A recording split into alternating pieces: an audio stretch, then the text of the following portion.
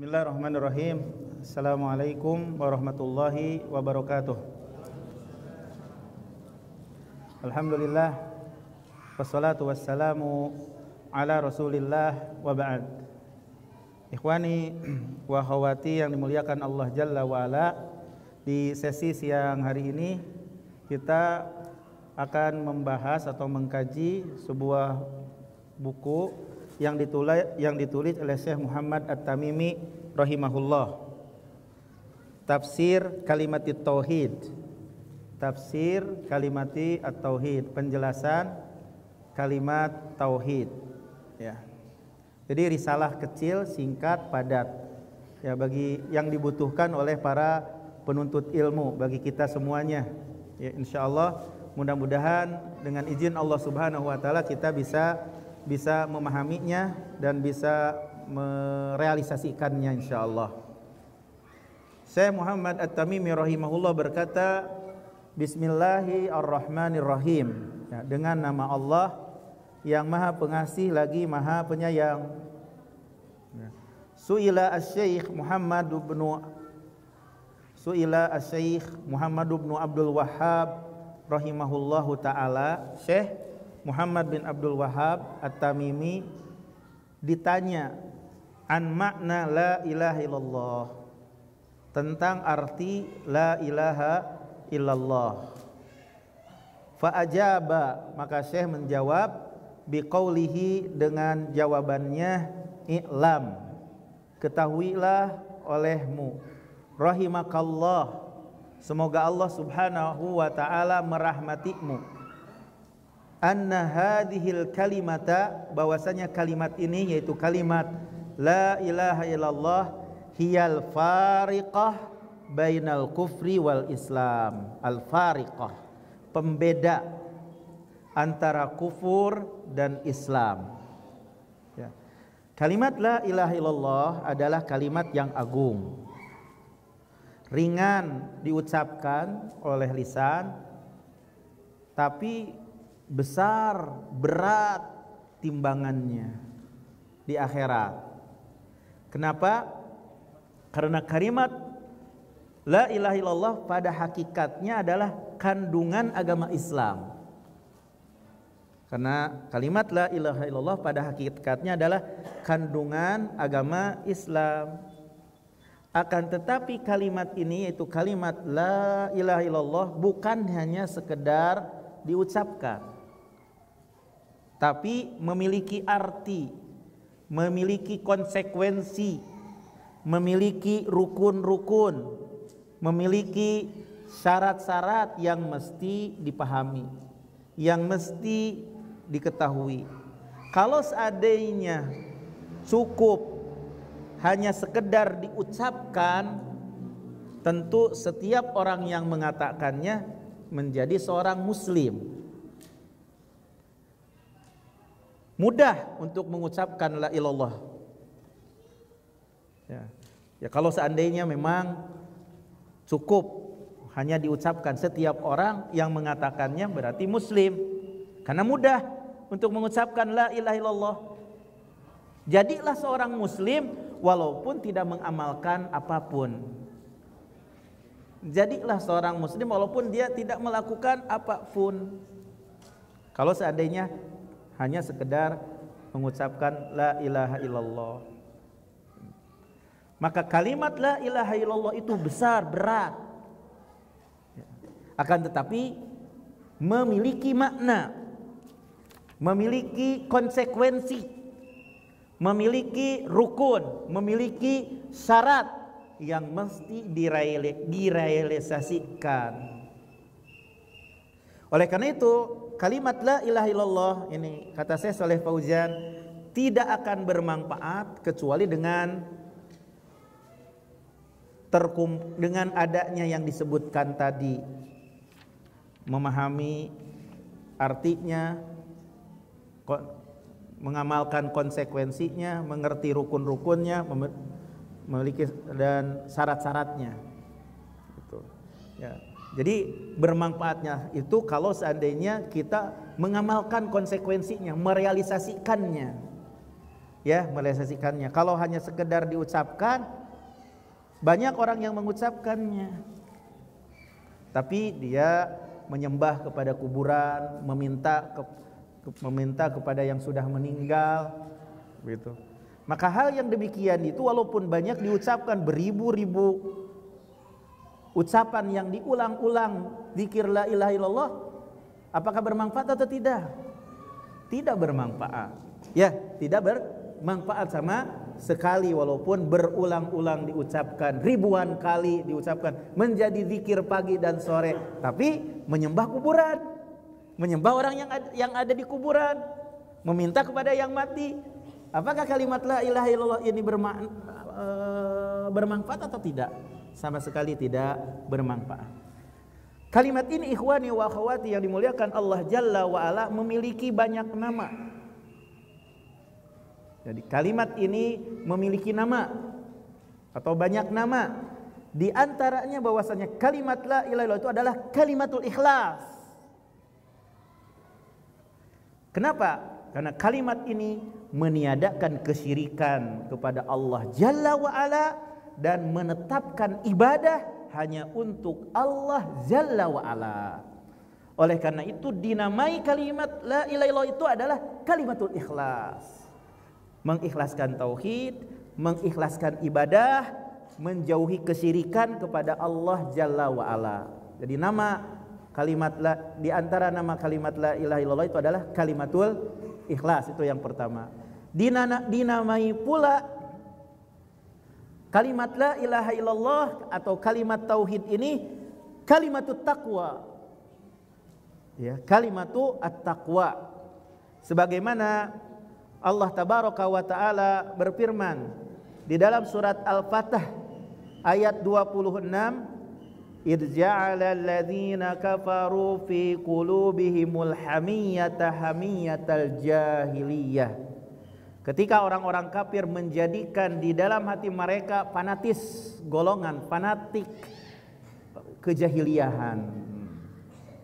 Fa anzalallahu sakinatahu ala rasulihi wa alal mu'minin. Lalu Allah turunkan ketenangan kepada rasulnya dan kepada orang-orang yang beriman. Wa alzamahum kalimatat taqwa. Wa alzamahum, memistikan kepada mereka adalah kalimatut taqwa, wa kanu ahaqqa biha wa ahlaha, dan mereka adalah yang berhak dengan kalimat takwa dan ahli takwa. Wa kana Allahu bikulli syai'in alima, Allah Maha mengetahui kepada segala sesuatu.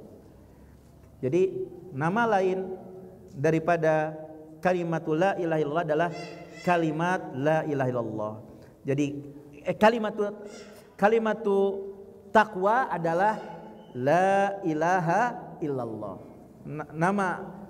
Jadi la ilaha illallah namanya adalah, nama lain adalah kalimatu takwa. Kenapa? Karena la ilaha illallah bisa menjaga orang yang mengatakan la ilaha illallah ikhlas karena Allah Jalla wa Ala, ikhlas karena Allah Jalla wa Ala mengatakannya, akan menjaganya orang yang mengatakannya itu dari api neraka. Maka dikatakan kalimatu at-taqwa. Kenapa dinamai kalimatut taqwa? Karena kalimat la ilaha illallah menuntut untuk melakukan amalan-amalan kebaikan. Karena takwa adalah amalan-amalan kebaikan. Takwa adalah amalan-amalan ketakwaan. Ya, kalimat la ilaha illallah ini menuntut untuk melakukan segala amal-amal kebaikan dan ketakwaan. Makanya dinamai kalimatu at-taqwa. Makanya dinamai kalimatu at-taqwa. Dinamai juga kalimat la ilaha illallah adalah al-urwatul wuthqa. Al-urwatu al-wuthqa, ikatan yang kuat.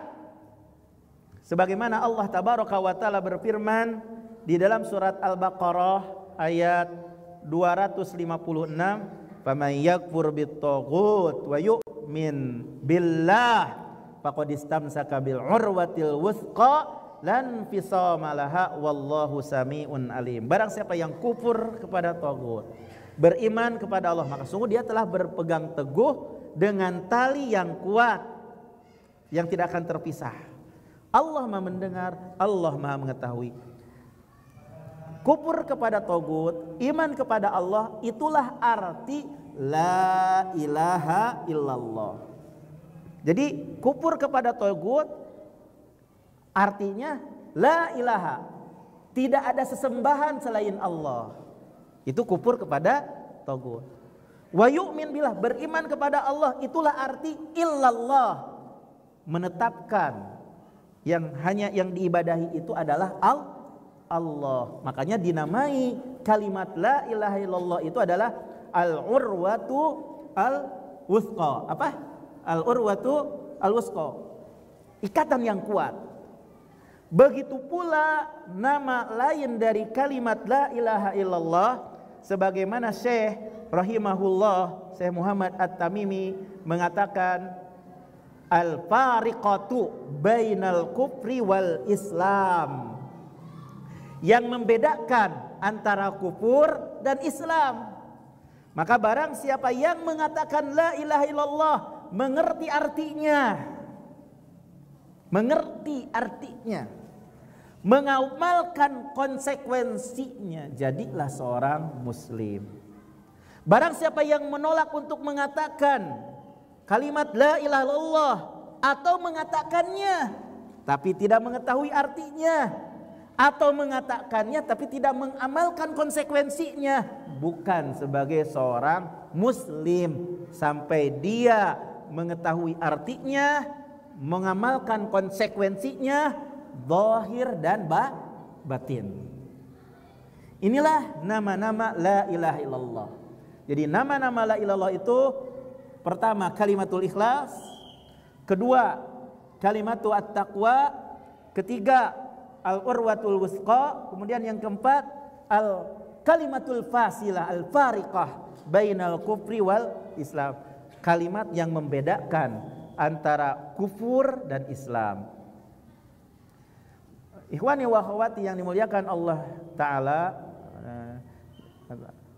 saudara-saudaraku, teman-teman yang semoga Allah merahmati kita semuanya, kebanyakan manusia tidak memperhatikan konsekuensi kalimat ini.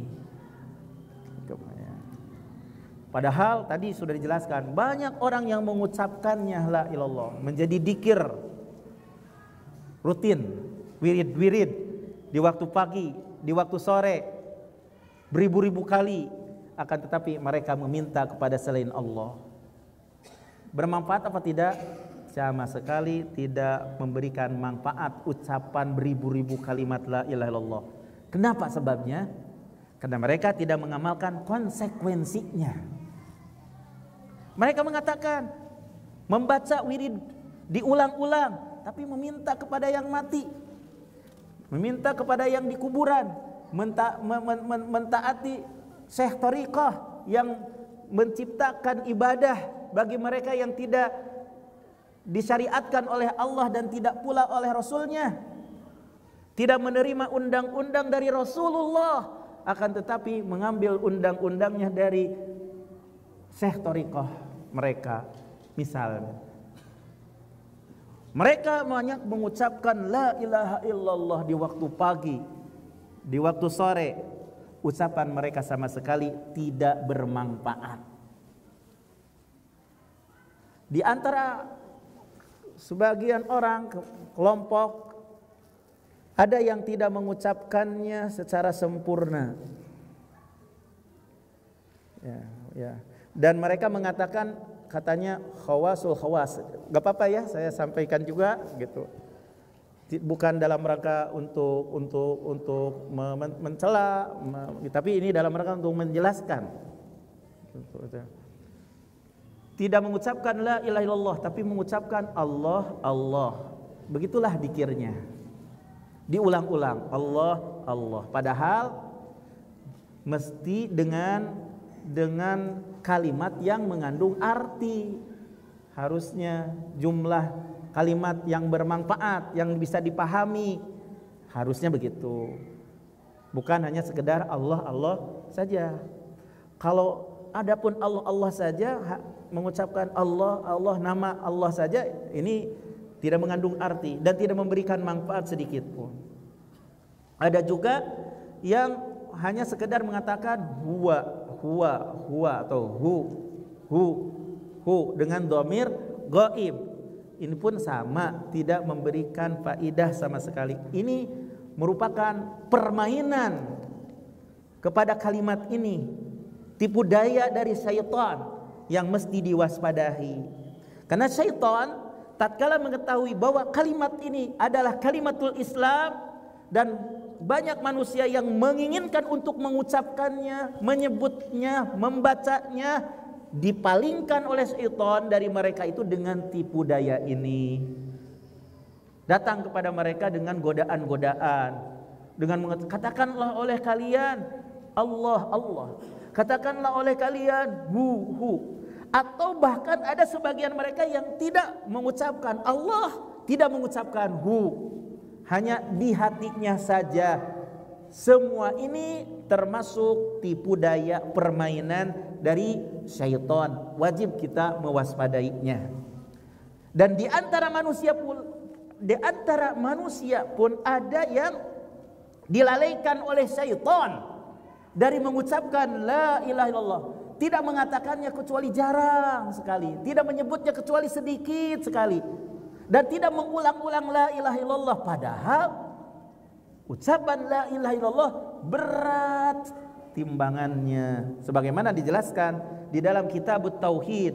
Kalau seandainya diletakkan kalimat la ilaha illallah di satu di sisi neraca timbangan dan diletakkan langit dan yang ada di isinya yang ada di isinya selain Allah gitu, dan bumi dan yang seisinya diletakkan di satu neraca timbangan yang lain, mana yang paling berat?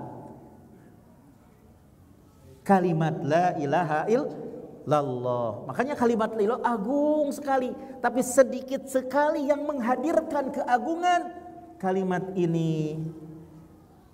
Sedikit sekali yang membiasakan lisannya untuk membasahi dengan mengulang-ulang la ilaha illallah, kecuali orang yang mendapatkan taufik dari Allah Jalla wa Ala. Bapak Ibu yang dimuliakan Allah Subhanahu wa taala, ikhwani wa akhwati yang dirahmati Allah, pemirsa Marhaban TV di mana saja berada, Syekh Muhammad At-Tamimi rahimahullah melanjutkan, wahiyya kalimatut taqwa wahiyal urwatul wuthqa wahiyya allati ja'alaha Ibrahim alaihissalam baqiyatan fi aqibihi la'allahum yarji'un.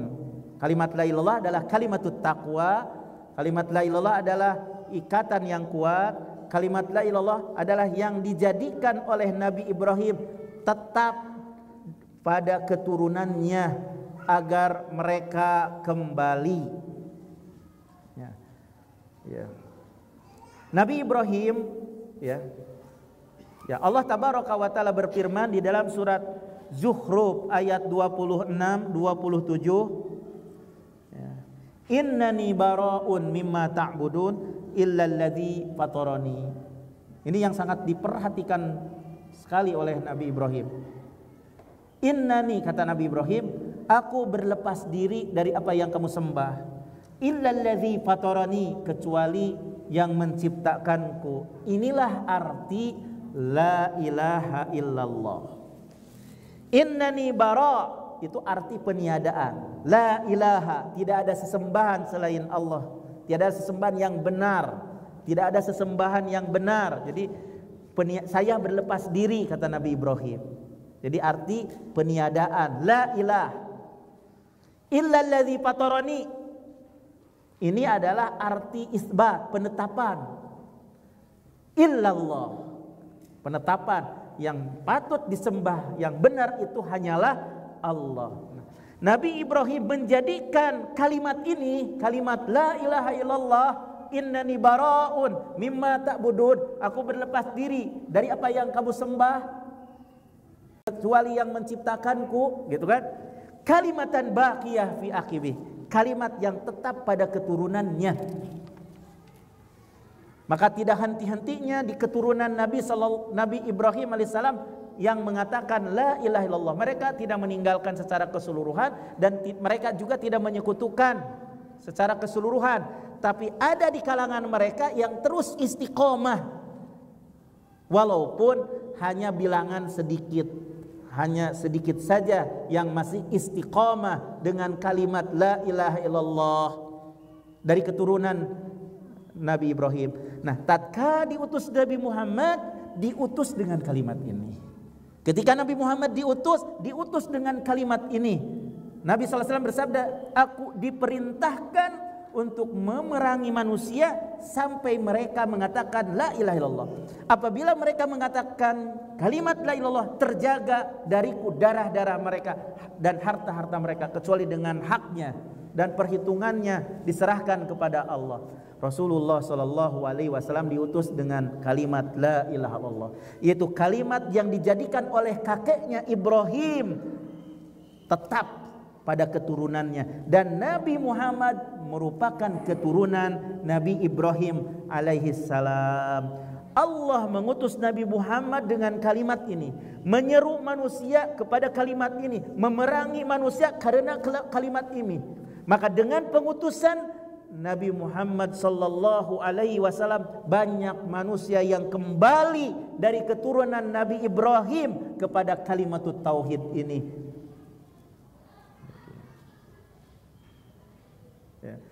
Rasulullah sallallahu alaihi wasallam diutus dengan kalimat ini, berdakwah kepada kalimat ini, berdakwah untuk merealisasikan kalimat ini dan mengamalkan kalimat ini. Bahkan bukan Nabi Muhammad saja, semua utusan diutus dengan kalimat ini.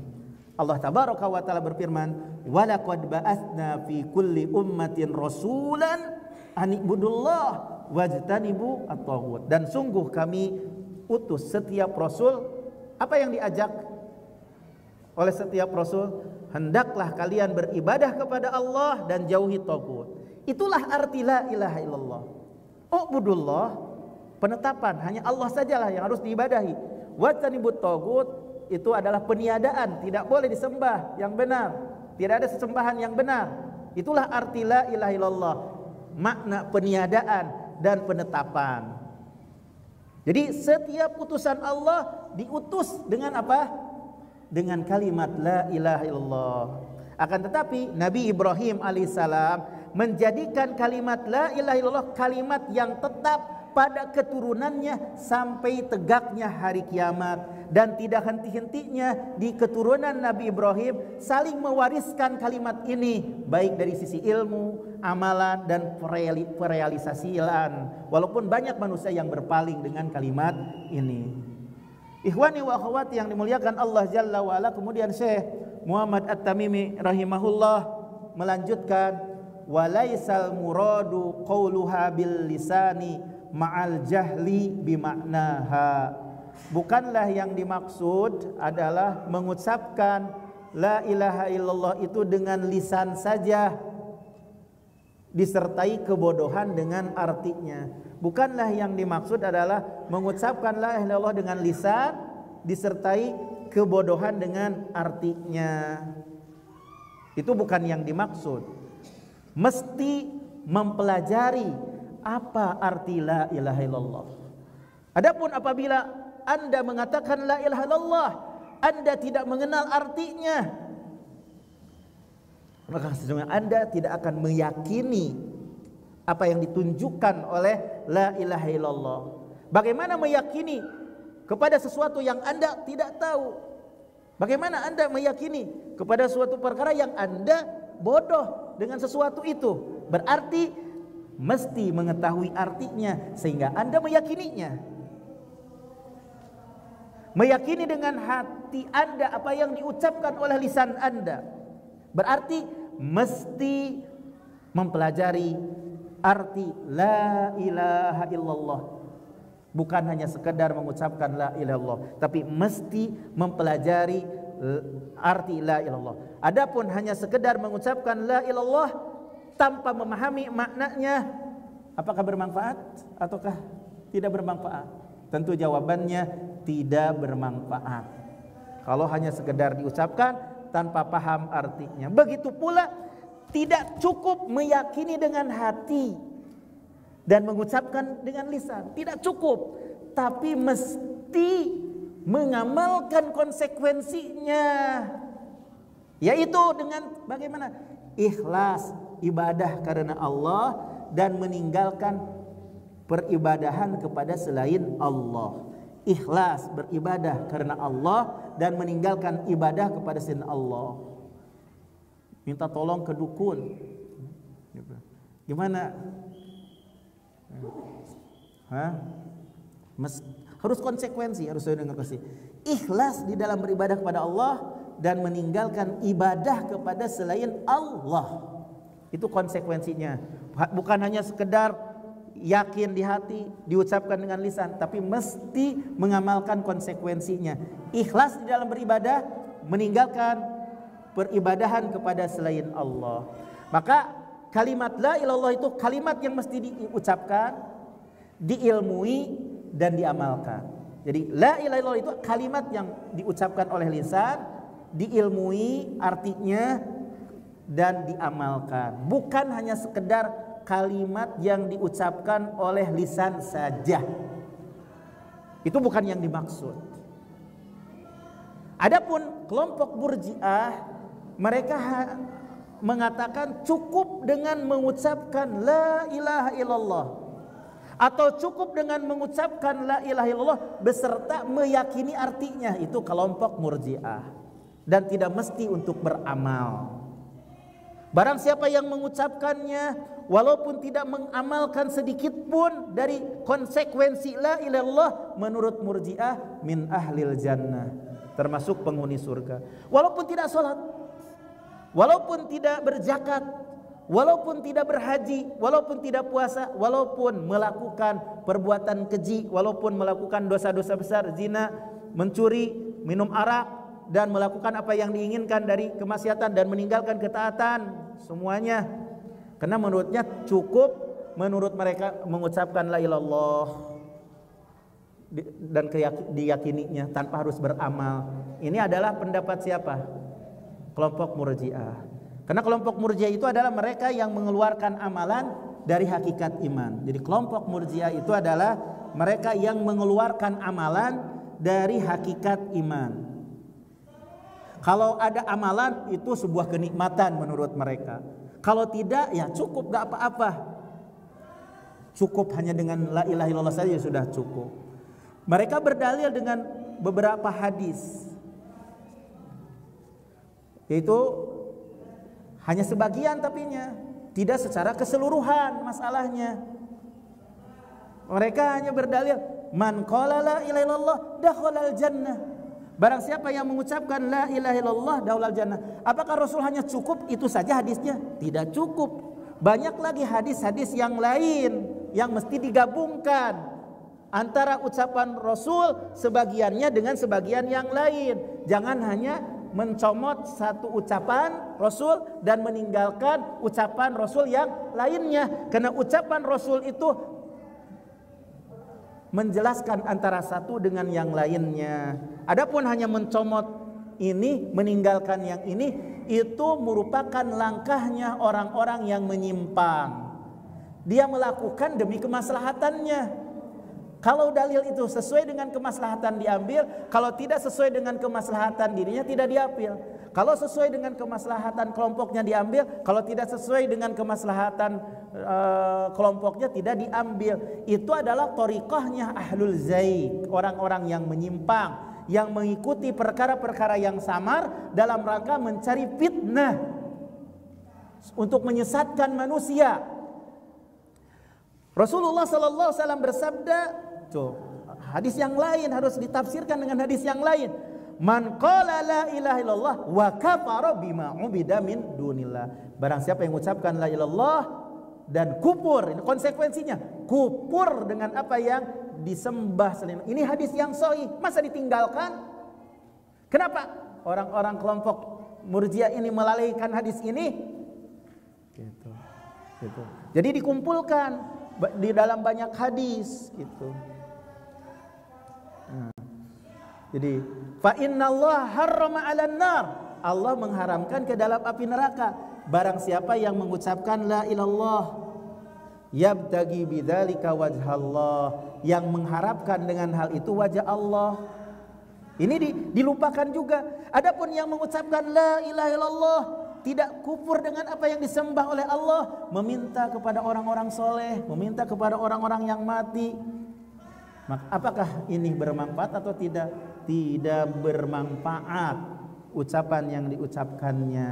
Karena kalam Rasul, ucapan Rasul mentafsirkan satu bagian dengan bagian yang lain. Jadi jangan ambil sebagian meninggalkan sebagian. Itu langkah yang salah. Karena langkah orang-orang yang menyimpang dalam hatinya, mereka mengambil demi kemaslahatan mereka. Mereka meninggalkan karena hadis, dalil, karena tidak ada maslahat bagi mereka. Seperti itu yang mesti kita pahami masalah kaidah di dalam agama Islam. Prinsip di dalam agama Islam adalah mengambil secara keseluruhan, bukan mengambil sebagian, sepotong-sepotong. Baik itu Al-Quran, baik itu sunnah maupun ucapan para ulama. Jadi dikembalikan yang muskil, yang mutasyabih dikembalikan kepada yang jelas. Karena ucapan Rasul, ucapan firman Allah, bersabda para ulama juga dikembalikan kepada yang muhkam.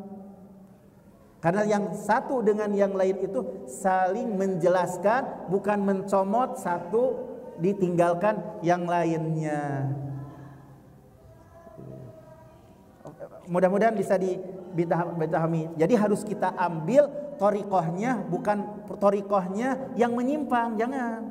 Tapi yang harus kita ambil itu adalah thariqahnya orang-orang yang rasih dalam ilmu. Warrasikhuna fil ilm, adapun orang-orang yang rasih dalam ilmu, yaquluna amanna bih, mereka mengatakan kami beriman dengannya. Kullun min indi rabbina, semuanya dari sisi Rabb kami.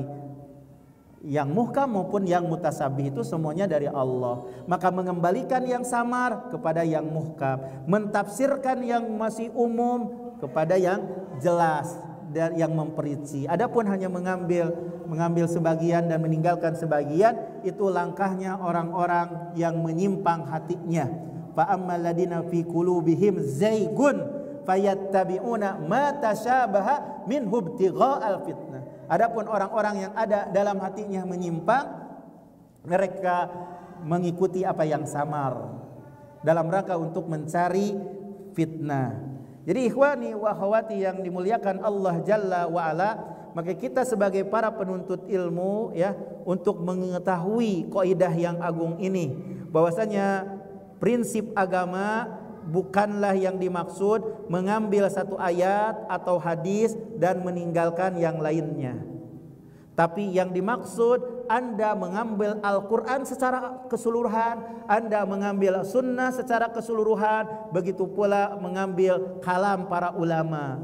Seorang ulama apabila mengatakan satu perkataan, jangan hanya satu saja diambil, tapi dikembalikan kepada seluruh perkataan ulama yang sempurna secara keseluruhan, bisa dilihat di dalam tulisan-tulisannya, dalam karangan-karangannya, karena saling mentafsirkan antara satu dengan yang lainnya. Itulah yang wajib selalu kita pahami sebagai para penuntut ilmu. Prinsip di dalam agama kita itu adalah mengambil seluruh Al-Quran, mengambil seluruh sunnah, mengambil juga seluruh perkataan para ulama, bukan hanya comot sedikit. Itu adalah langkahnya orang menyimpang. Makanya itu juga ada dalilnya. Kadang mendalili amalan, bukan mengamalkan dalil. Itu juga ada dalilnya. Ya, ini yang perlu kita pahami sebagai para penuntut ilmu. Begitu pula kita mesti waspada sekali. Betul-betul kita waspada dari thariqahnya orang-orang yang menyimpang ini. Kan orang-orang menyimpang itu mereka berdalil mengamalkan sesuatu demi untuk kemaslahatan mereka sendiri, demi kemaslahatan kelompoknya mereka sendiri atau organisasinya mereka sendiri. dan mereka meninggalkan yang tidak ada maslahatnya. Mereka meninggalkan kitab, mereka meninggalkan sunnah, mereka meninggalkan kalam ulama karena bukan untuk kemaslahatan dirinya, bukan untuk kemaslahatan kelompoknya. Meninggalkan semua ucapan, meninggalkan Al-Quran, meninggalkan kalau tidak sesuai dengan yang diinginkan oleh mereka sendiri. Itu adalah thariqahnya ahlul zaid. Walaupun berdalil, walaupun keluar dalilnya, tapi itu adalah thariqahnya yang menyimpang, yang mesti kita waspadai. Tapi yang mesti kita ambil adalah thariqahnya ahlul ilm, ar-rasihuna fil ilm, ya, yang kokoh dalam keilmuan, mengambil semuanya. Al-Quran itu diambil, sunnah itu diambil, bukan sebagian-sebagian. Itu saja mungkin yang bisa saya sampaikan pada kesempatan yang berbahagia ini. Ya, bagian yang pertama tentang penafsiran kalimat at-tauhid, dan insyaallah di bagian yang berikutnya masih tetap pada pekan yang akan datang akan kita jelaskan penafsiran kalimat tauhid bagian yang kedua. Jika ada hal yang perlu ditanyakan, ada 10 menit. Ya, fal yatafaddal mashkura. Ya. Ya, jadi arti la ilaha illallah, arti la ilaha illallah itu berarti ya tadi sudah konsekuensinya adalah ikhlas ibadah karena Allah, meninggalkan ibadah kepada selain Allah. Karena arti la ilaha illallah itu la ma'buda bihaqqin illallah, tidak ada sesembahan yang benar kecuali Allah. Ya, tidak ada sesembahan yang benar kecuali Allah. Berarti barang siapa yang menyembah kepada selain Allah berarti tidak mengamalkan konsekuensinya. Seperti itu. Jadi arti la ilaha illallah, dan insya Allah akan dijelaskan, ini baru cuplikan. Nah, tapi untuk arti la ilaha illallah itu sendiri adalah la ma'buda bihaqqin illallah. Tidak ada sesembahan yang benar kecuali Allah. Tapi ada pandangan-pandangan yang lain yang salah. La khaliqa illallah, tidak ada pencipta kecuali Allah. Makanya yang berbuat syirik juga tetap orang bertauhid. Yang sudah mengenal la ilaha illallah walaupun syirik tetap adalah orang bertauhid. Itu menurut pandangan-pandangan yang lain. Tapi menurut Ahlus Sunnah wal Jamaah yang mengumpulkan semuanya dari Al-Quran dan Sunnah dan pemahaman yang benar, maka yang dimaksud adalah la ma'buda bihaqqin illallah. Tidak ada sesembahan yang benar kecuali Allah. Berarti yang menyembah selain Allah berarti salah. Yang meminta kepada selain Allah berarti salah. Yang meminta ke kuburan berarti salah. Tapi kalau artinya salah dari makna leloh, berakibat membiarkan yang berbuat syirik. Karena dalam mengartikan la ilaha illallah juga sudah salah. Begitu ya Pak ya? Bisa dipahami Pak? Ya. Demikian mungkin insyaallah. Mudah-mudahan dengan mengkaji tafsir kalimat tauhid ini bukan untuk apa-apa, karena dituntut bagi kita untuk mengerti apa itu artinya, itu ilmunya bagaimana, syarat-syaratnya bagaimana, rukun-rukunnya bagaimana, dan konsekuensinya bagaimana. Dan ini sangat penting sekali karena ini merupakan kunci masuk surga. Ya, kunci masuk surga. Ya, itu saja yang bisa disampaikan, mudah-mudahan bermanfaat. Wa akhiru da'wana alhamdulillahi rabbil alamin. Subhanakallahumma wa bihamdika asyhadu an la ilaha illa anta astaghfiruka wa atubu ilaik. Wassalamu alaikum warahmatullahi wabarakatuh.